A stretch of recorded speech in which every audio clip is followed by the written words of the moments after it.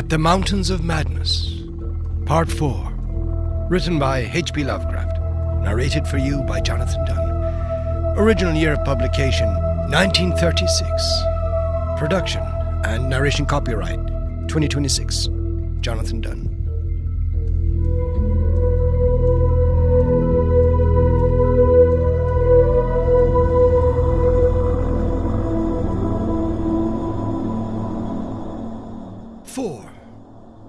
It is only with vast hesitancy and repugnance that I let my mind go back to Lake's camp and what we really found there, and to that other thing beyond the frightful mountain wall.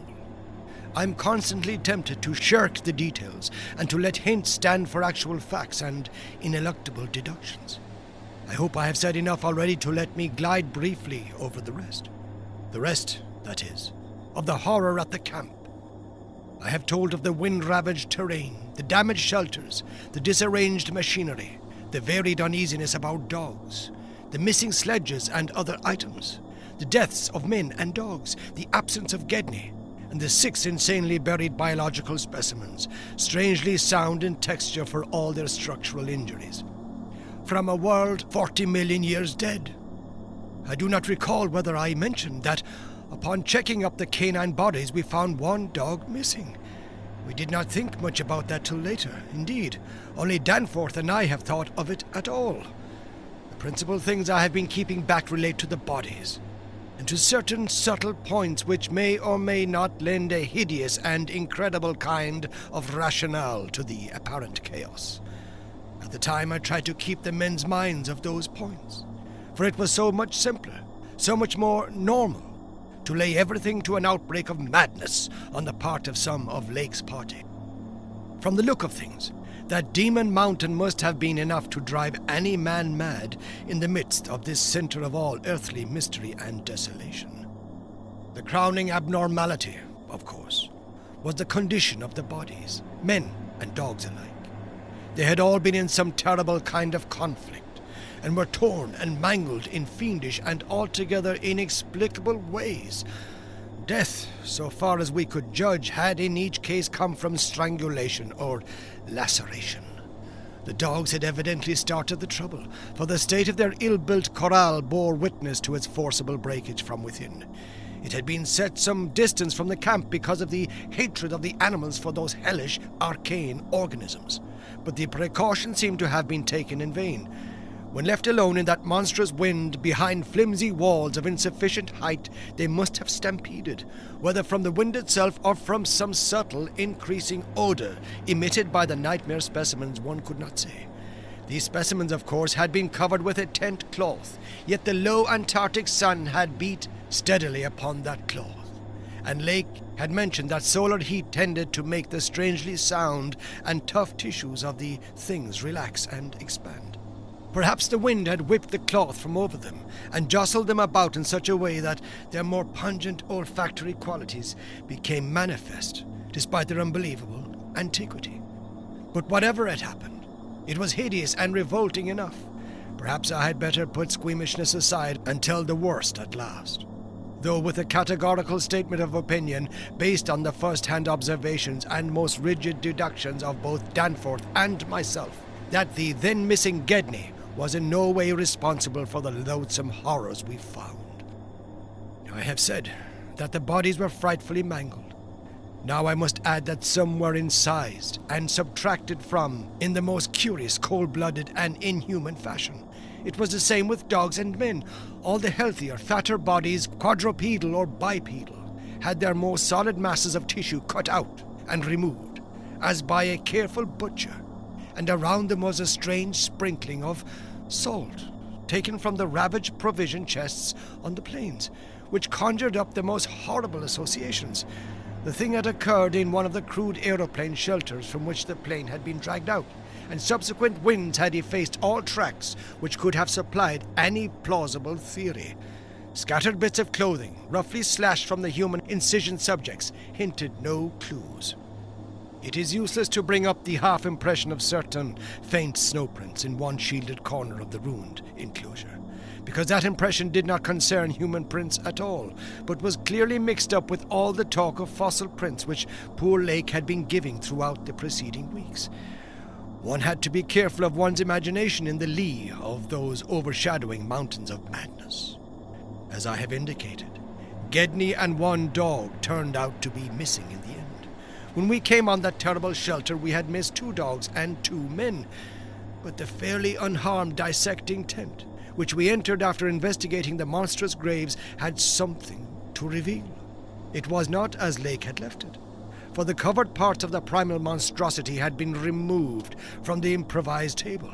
Indeed, we had already realized that one of the 6 imperfect and insanely buried things we had found, the one with the trace of a peculiarly hateful odor, must represent the collected sections of the entity which Lake had tried to analyze. On and around that laboratory table were strewn other things, and it did not take long for us to guess that those things were the carefully, though oddly and inexpertly dissected parts of 1 man and 1 dog. I shall spare the feelings of survivors by omitting mention of the man's identity. Lake's anatomical instruments were missing, but there were evidences of their careful cleansing. The gasoline stove was also gone, though around it we found a curious litter of matches. We buried the human parts beside the other 10 men, and the canine parts with the other 35 dogs. Concerning the bizarre smudges on the laboratory table, and on the jumble of roughly handled illustrated books scattered near it, we were much too bewildered to speculate. This formed the worst of the camp horror, but other things were equally perplexing. The disappearance of Gedney, the 1 dog, the 8 uninjured biological specimens, the 3 sledges, and certain instruments, illustrated technical and scientific books, writing materials, electric torches and batteries, food and fuel, heating apparatus, spare tents, fur suits, and the like, was utterly beyond sane conjecture, as were likewise the spatter-fringed ink blots on certain pieces of paper, and the evidences of curious alien fumbling and experimentation around the planes and all other mechanical devices both at the camp and at the boring. The dogs seemed to abhor this oddly disordered machinery. Then, too, there was the upsetting of the larder, the disappearance of certain staples, and the jarringly comical heap of tin cans prized open in the most unlikely ways, and at the most unlikely places. The profusion of scattered matches, intact, broken, or spent, formed another minor enigma, as did the 2 or 3 tent cloths and fur suits which we found lying about with peculiar and unorthodox slashings, conceivably due to clumsy efforts at unimaginable adaptations. The maltreatment of the human and canine bodies and the crazy burial of the damaged arcane specimens were all of a piece with this apparent disintegrative madness. In view of just such an eventuality as the present one, we carefully photographed all the main evidences of insane disorder at the camp, and shall use the prints to buttress our pleas against the departure of the proposed Starkweather Moor expedition. Our first act after finding the bodies in the shelter was to photograph and open the row of insane graves with the 5-pointed snow mounds. We could not help noticing the resemblance of these monstrous mounds with their clusters of grouped dots to poor Lake's descriptions of the strange greenish soapstones.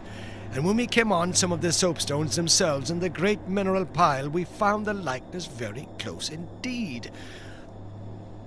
The whole general formation, it must be made clear, seemed abominably suggestive of the starfish head of the archaean entities, and we agreed that the suggestion must have worked potently upon the sensitized minds of Lake's overwrought party. Our own first sight of the actual buried entities formed a horrible moment, and sent the imaginations of Pabodie and myself back to some of the shocking primal myths we had read and heard. We all agreed that the mere sight and continued presence of the things must have cooperated with the oppressive polar solitude and demon mountain wind in driving Lake's party mad.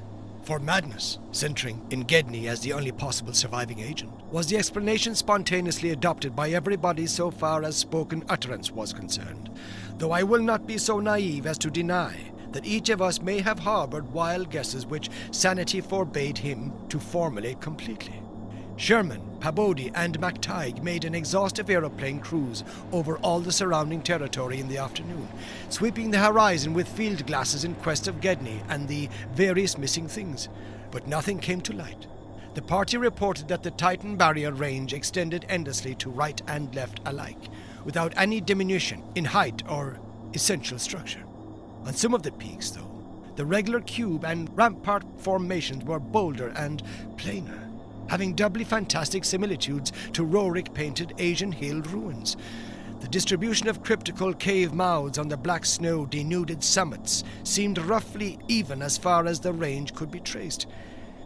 In spite of all the prevailing horrors, we were left with enough sheer scientific zeal and adventurousness to wander about the unknown realm beyond those mysterious mountains. As our guarded messages stated, we rested at midnight after our day of terror and bafflement, but not without a tentative plan for one or more range-crossing altitude flights in a lightened plane, with aerial camera and geologist's outfit, beginning the following morning. It was decided that Danforth and I try it first, and we awaked at 7 a.m., intending an early trip, though heavy winds, mentioned in our brief bulletin to the outside world, delayed our start till nearly 9 o'clock. I have already repeated the non-committal story we told the men at camp, and relayed outside, after our return 16 hours later. It is now my terrible duty to amplify this account by filling in the merciful blanks with hints of what we really saw in the hidden transmontane world, hints of the revelations which have finally driven Danforth to a nervous collapse. I wish he would add a really frank word about the thing which he thinks he alone saw, even though it was probably a nervous delusion, and which was perhaps the last straw that put him where he is. But he is firm against that. All I can do is to repeat his later disjointed whispers about what set him shrieking as the plane soared back through the wind-tortured mountain pass after the real and tangible shock which I shared. This will form my last word. If the plain signs of surviving elder horrors in what I disclose be not enough to keep others from meddling with the inner Antarctic, or at least from prying too deeply beneath the surface of that ultimate waste of forbidden secrets and unhuman aeon-cursed desolation, the responsibility for unnameable and perhaps immeasurable evils will not be mine. Danforth and I, studying the notes made by Pabodie in his afternoon flight and checking up with the sextant, had calculated that the lowest available pass in the range lay somewhat to the right of us, within sight of camp, and about 23,000 or 24,000 feet above sea level. For this point, then, we first headed in the lightened plane as we embarked on our flight of discovery.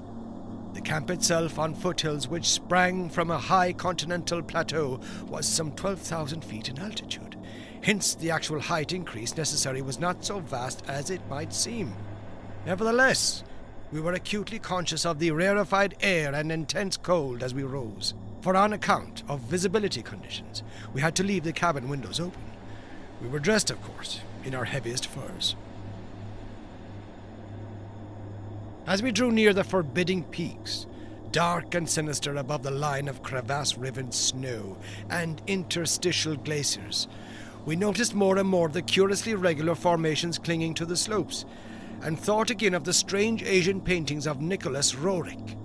The ancient and wind-weathered rock strata fully verified all of Lake's bulletins, and proved that these hoary pinnacles had been towering up in exactly the same way since a surprisingly early time in Earth's history, perhaps over 50 million years.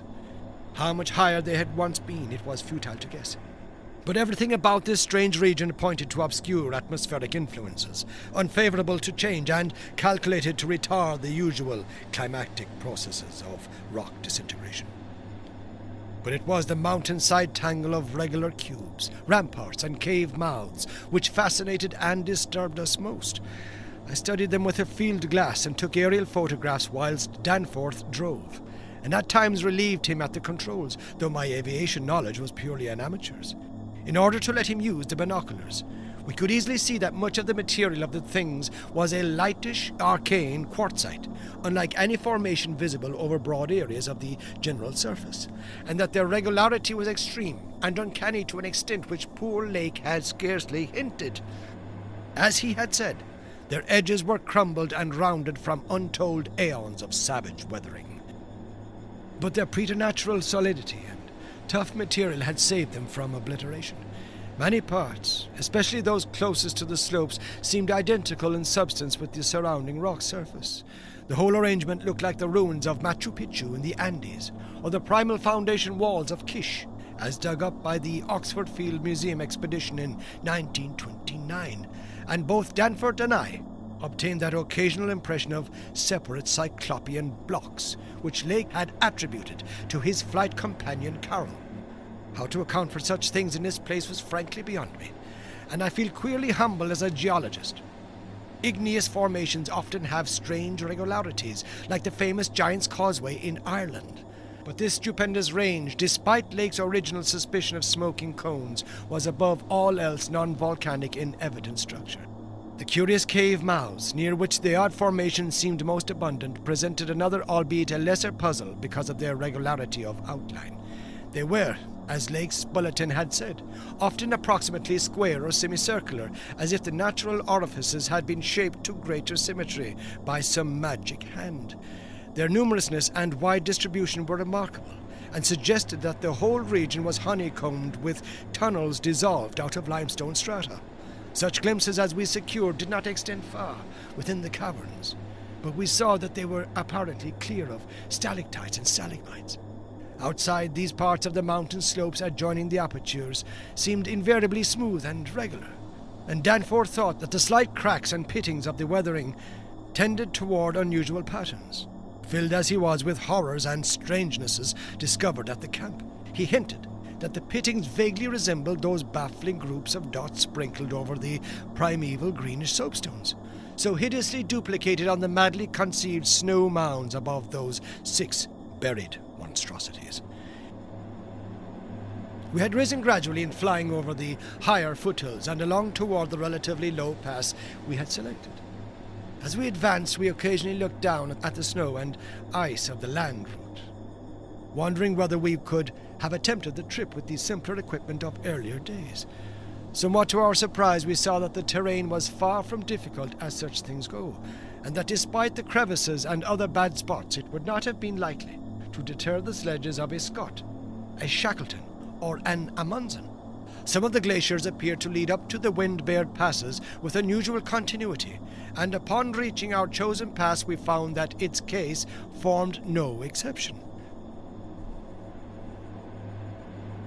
Our sensations of tense expectancy as we prepared to round the crest and peer out over an untrodden world can hardly be described on paper, even though we had no cause to think the regions beyond the range essentially different from those already seen and traversed. The touch of evil mystery in these barrier mountains and in the beckoning sea of opalescent sky glimpsed betwixt their summits was a highly subtle and attenuated matter not to be explained in literal words. Rather was it an affair of vague psychological symbolism and aesthetic association, a thing mixed up with exotic poetry and paintings, and with archaic myths lurking in shunned and forbidden volumes. Even the wind's burden held a peculiar strange of conscious malignity, and for a second it seemed that the composite sound included a bizarre musical whistling or piping over a wide range as the blast swept in and out of the omnipresent and resonant cave mouths. There was a cloudy note of reminiscent repulsion in this sound, as complex and unplaceable as any of the other dark impressions. We were now, after a slow ascent, at a height of 23,570 feet, according to the aneroid, and had left the region of clinging snow definitely behind us.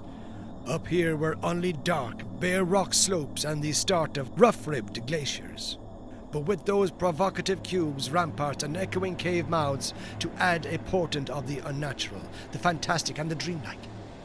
Looking along the line of high peaks, I thought I could see the one mentioned by poor Lake, with a rampart exactly on top. It seemed to be half lost in a queer Antarctic haze, such a haze, perhaps, as had been responsible for Lake's early notion of volcanism. The pass loomed directly before us, smooth and windswept between its jagged and malignly frowning pylons.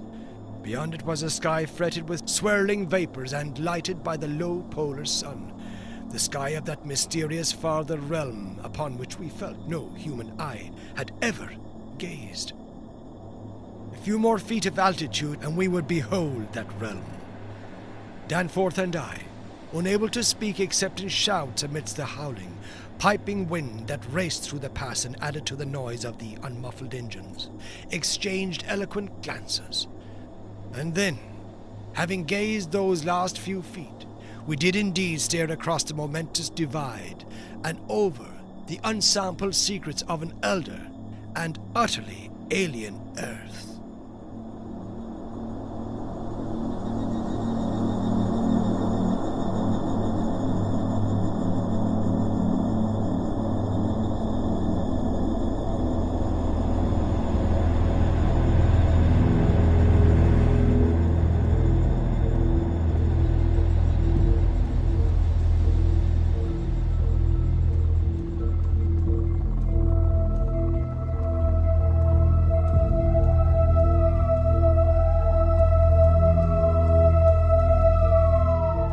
This has been At the Mountains of Madness, Part 4, written by H.P. Lovecraft, narrated for you by Jonathan Dunne. Original year of publication, 1936. Production and narration copyright, 2026, Jonathan Dunne.